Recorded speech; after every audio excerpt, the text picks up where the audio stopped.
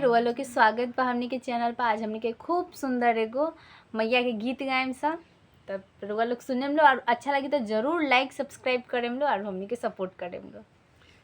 बनल रहे नैहरवाए मई, बनल रहे ससुरवा, बनल रहे नैहरवाए मैया, बनल रहे ससुरवा।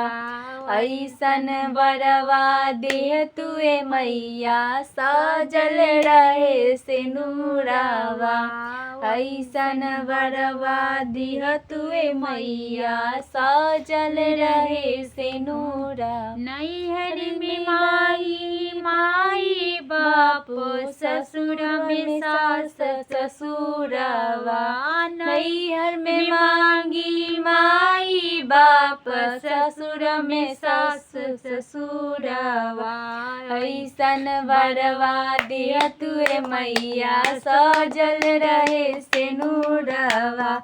ऐसन बरवा दी तुए मैया, सजल रहे सिनुरवा। नैहर में मांगी भाई भौजाई, ससुर में लौर देवरवा।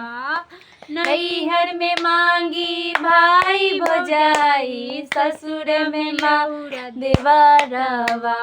ऐसन बरवा दी तुए मैया, सजल रहे सिनुरवा।